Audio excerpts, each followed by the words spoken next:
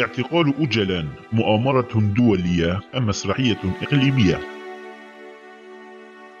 قاد عبد الله أوجلان تنظيمات البككة لمدة 19 سنة في سوريا، وبخروج أوجلان من سوريا تغير قدر البككة، وبالأخص اعتقال أوجلان، إذ كان له تأثير كبير وواضح على شعب شمال كردستان. فهنا نتساءل: ما الذي حصل حقا؟ فكما تقول البككة، آبو رمز النضال والمقاومة ومعلمها. فهل حقا كانت عملية اعتقال أوجلان مؤامرة دولية أو نتيجة أخطاء شخصية لأوجلان نفسه؟ فعند القبض عليه وخلال نقله بالطائرة الخاصة قال بأن تركيا أمه، كما أكد استعداده لخدمة تركيا. وماذا قال في المحكمة؟ فخلال هذه الأسطر سنبحث عن الإجابة لهذه الأسئلة. منذ مدة طويلة وسوريا تتعرض لتهديدات تركيا بسبب عبد الله أوجلان، فمع أن سوريا كانت متأكدة بأنه لو اندلعت بينها وبين تركيا حربا فإن دول الشرق الأوسط لن تقبل بها، بل ستتوسط لإيقافها، غير أنها شككت بعلاقات آبو مع الدولة التركية منذ عام 93، وقد تيقنت في الوقت ذاته أن آبو لم يبقى كما كان خلال عقد الثمانينيات تحت تصرفها، بل شعرت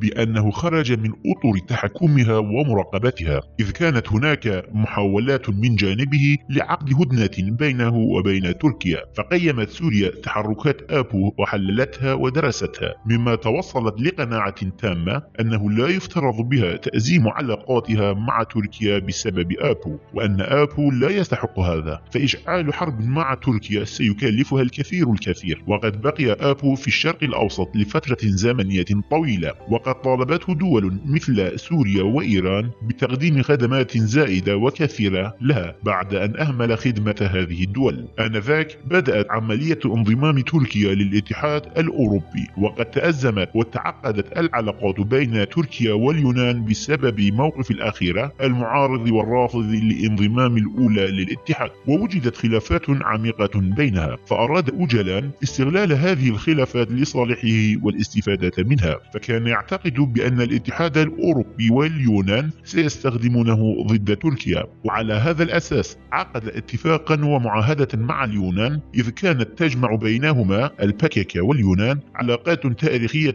قديمة، فالكثير من التنظيمات والتحاق الأعضاء الجدد بالبككة كان يتم عن طريق اليونان، بل وصل الأمر لأن تقدم يونان فرصة تربية وتثقيف أعضاء البككة في مخيم لافروف للاجئين. وقد ارتقت هذه العلاقات لمستوى أبرز وأرفع عام 97، إذ عرضت اليونان فرصة التربية العسكرية على مقاتلي البككة الجدد في مخيم كينسا وديلسي، فكان أوجلان ينوي اتخاذ الأراضي اليونانية معسكرات تربوية وإدارية لتنظيماته، كما حصل معه في سوريا واستخدمته سوريا لهذا السبب. وقد التقى يوم 6 من تشرين الأول عام 98 وزير الموصلات والنقل اليوناني البرلماني كوستاس بادوفاس بعبد الله أوجلان في شام. وإضافة لهذا اللقاء قام أوجلان يوم 9 من الشهر المذكور وسنة المذكورة بالتوجه للعاصمة اليونانية أثينا عن طريق مطار سوريا الدولي لتحط طائرته في مطار هليكون. وفي رحلاته استخدم جواز سفر تركي مزور باسم عبد الله ساركورت. رافقه في هذه الرحلة آيثر كايا الملقب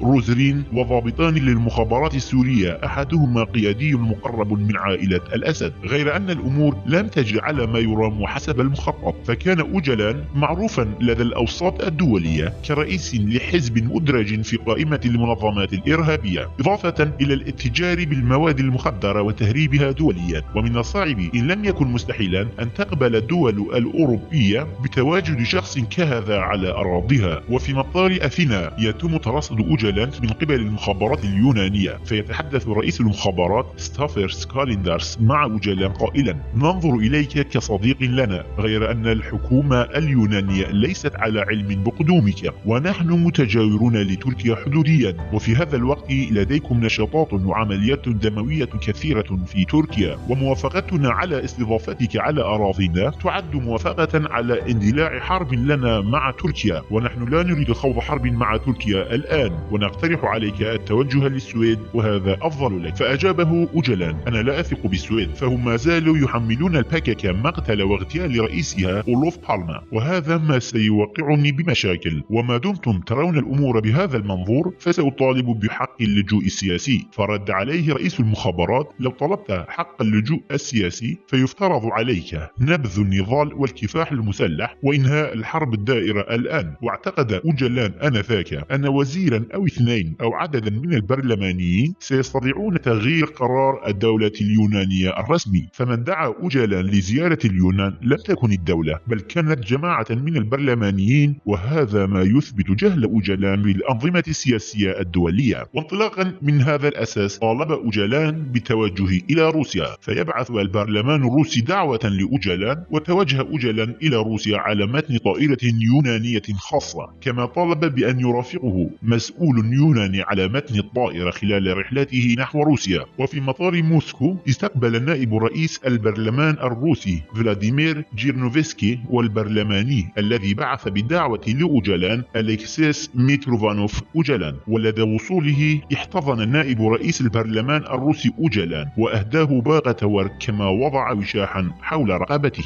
وفي 9 من تشرين الأول عام 98 نزل آبو في مطار موسكو وطلب اللجوء السياسي من البرلمان الروسي والجناح البارز لمجلس الدوما، فتم قبول طلبهم، وبهذا أصبح أوجلان لاجئا سياسيا في روسيا وباقي هناك مدة 33 يوما. وعندما تتحدث وسائل الإعلام التركية عن تواجد أوجلان في روسيا، قال أوجلان بأن روسيا لم تبقى آمنة لي وينبغي أن أخرج منها. فنستطيع القول أن أوجلان كان ينوي التوجه إلى دولة غرب أوروبا بداية الأمر. وبعد مدة 30 يوما التي قضاها أوجلان في روسيا توجه نحو العاصمة الإيطالية روما، فعلم رئيس الوزراء الإيطالي ماسيمو داليما بقدومه. وفي 12 من شهر تشرين الثاني عام 98 نزل أوجلان في مطار ليوناردو دافنشي. ويتحدث أوجلان عن هذه العملية قائلا: عند وصولي لإيطاليا كنت أتوقع الصداقة والترحيب، غير أنه تم وضعي تحت المراقبة، وبعد مدة رفعت المحكمة المراقبة عني، غير أنني بقيت تحت حصار شديد، وإضافة للإساءة كانوا يتعاملون معي كمتهم، فتم أخذ بصماتي وصوري. امتعض أوجلان من تعامل إيطاليا معه، غير أنه وفي الوقت نفسه وبالذات يوم 19 من تشرين الثاني من السنة المذكورة كان قد صرح رئيس الوزراء الإيطالي ماسيمو داليما خلال مؤتمر صحفي: لن نسلم أوجلان للدولة التركية. وبعدها لم يتم اعتقال أوجلان أو طرده بالقوة بأي شكل من الأشكال. واتجاه موقف إيطاليا هذا قام تركيا بمقاطعة البضائع والمنتجات الإيطالية، كما قامت بعدة أنشطة معادية ومضادة لإيطاليا، غير أن إيطاليا لم تخطو أي خطوة مماثلة. ورغم هذه المعاملة الحسنة معه غادر أوجلان إيطاليا، ففي 16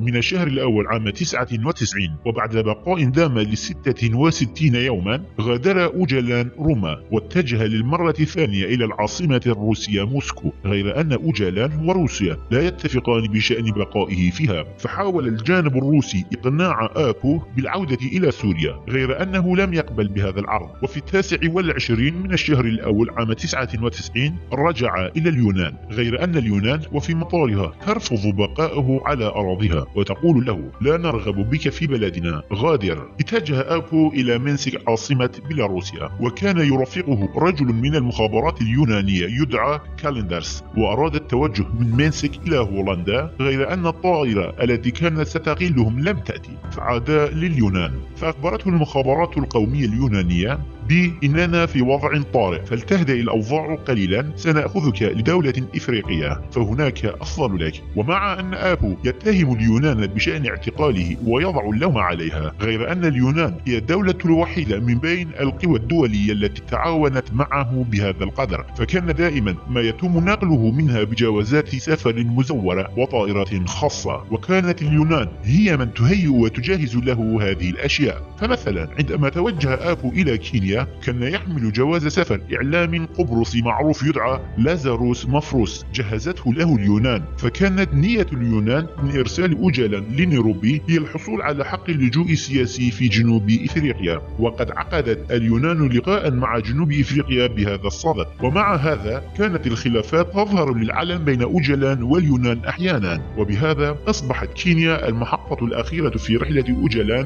130 يوما، إذ تم بعد ذلك اقتياده منها إلى تركيا. وقد غيرت اليونان موقفها الجيد مع كينيا، كما أن قضية أوجلان قد أربكتهم، ويستطيع الإنسان القول بأن الموقف الأمريكي قد أثر على اليونان. فبقي أوجلان في مبنى القنصلية اليونانية في نيروبي، وهم يحاولون إخراجه بالقوة من المبنى. وكانت ترافق أوجلان حين ذاك حارسة شخصية كانت مقاتلة قديمة للباكيكا تدعى شامس كليتش، والملقبة باسمها الحركي ديلان، إذ كانت مواطنة ألمانية مع حارسين آخرين. وكانت ديلان تحمل مسدسا معها، فعندما حاول موظفو القنصلية إخراجهم من مبنى القنصلية بالقوة أخرج ديلان المسدس ووجهته نحوهم، غير أن أوجلان تدخل بينهم ومنع من حصول أي مواجهة. وبعد مغادرتهم للقنصلية طالبت ديلان بركوب السيارة التي استقلت أوجلان، غير أن هذا لم يحدث ولم يقبل به، فأعطى ديلان مسدسها لأوجلان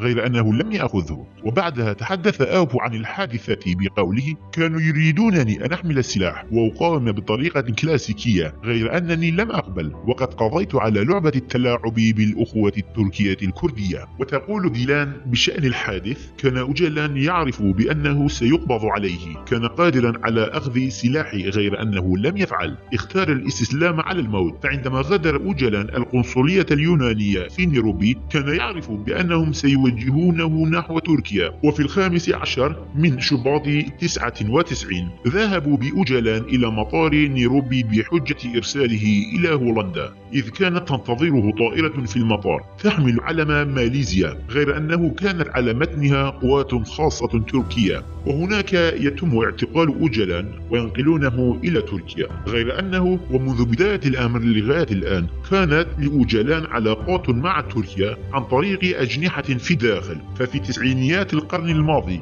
كانت له علاقات مع الدولة التركية عن طريق دوغو برينجيك ويالتين كوتشوك، غير أن أوجلان لم يكن ينتظر أو يتوقع أن يعود إلى تركيا كسجين. فعندما كان في روسيا كان يعرف أنه لن ينجو من قبضة تركيا، ومع هذا لم يكن يرغب باللجوء إلى جبال كردستان والتحصن بها، كما لم ينظر أو يعتقد أن جبال كردستان وسيلة للتحرر أبدا. فكم من مقترح للقادة والرؤساء الكرد بعث لآبو لأن يتوجه إلى جبال كردستان، غير أن آبو رفض كل هذه المقترحات ولم يقبلها تحت ذريعة خوفه وقلقه من أن تكون مؤامرة أحيكت ضده.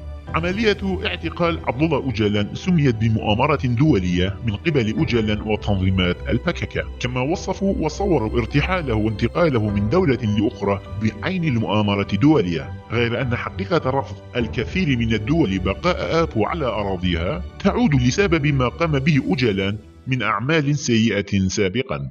فاغتيال رئيس الوزراء السويدي أولو بالما وما حدثت في ألمانيا من جرائم باسم أنشطة مترو الأنفاق أصبحت سببا في حظر الباكيكا ومنعها من مزاولة أي أنشطة في ألمانيا. وفي الوقت نفسه فالتجارة بالمخدرات على المستوى الدولي والتي ثبتت على الباكيكا بالأدلة القاطعة كلها أسباب تعاضدت لكي تنظر هذه الدول إلى شخصية أوجلان كشخص غير مرحب به وغير مرغوب على أراضيها. فكان يقتل ويغتال من لا يدفع الضرائب للباكيكا، كما كانت مصانعهم ومعاملهم وشركاتهم تحرق. وكان الكرد المعارضين للباكيكا والناقدين لها والحركات المخالفة والمعارضة لها يتعرضون لعنف الباكيكا المفرط، كما أن عملية غسيل الأموال لم تبقي أي فرصة متاحة لبقاء أوجلان في أوروبا. كما كان أوجلان معارضا ومعاديا لأنظمة الحكم في أوروبا من منظور الفكر والأيديولوجيا،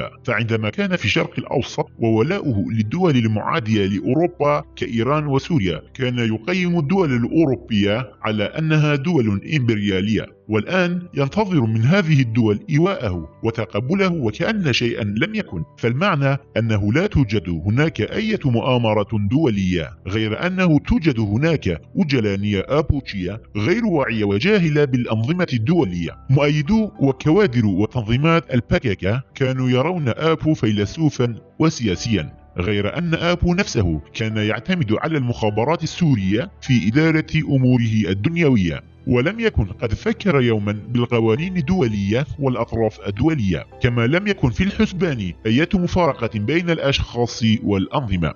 فعندما كان في الشام في التسعينيات التقى به الكثير من الصحفيين الأوروبيين والبرلمانيين والكتاب، فكان يعتقد أن مجيئهم ووعودهم إنما هي وعود ومواثيق لدولهم. وبالإضافة لما ذكرناه في شخصية آبو، فهو كان مريضا بجنون العظمة والرياسة وهوس بلا حدود بها، فهوايته كانت أن يتقبله كل شخص، وأن ما يقوله حقيقة 100% ويجب القبول به، وهذا ما جعله كشخصية منفوخة. فكان أجلا يرى أن له السلطة على كل شيء، وأن كل شيء تحت قوته وتصرفه وسيطرته، فنسي مبدأ سياسيا هاما: من أراد استخدام الكل لصالحه استخدمه الكل لمصالحهم. فعندما كان في سوريا كان قد طور علاقاته مع تركيا وإيران والعراق والكثير من الدول، كما أراد استخدام هذه العلاقات لصالحه، وفي الوقت نفسه كان يخدم كل هذه الدول ويعمل وفق مصالحهم.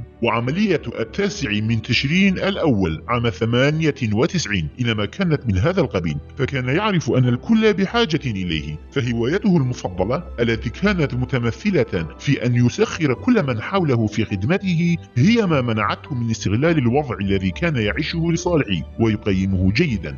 من الذي التقى به أجلان على متن الطائرة؟ ما الذي واجهه أجلان مباشرة؟ ماذا كان موقف تركيا؟ هذه الأسئلة وغيرها سنجيب عليها في كتاباتنا المقبلة.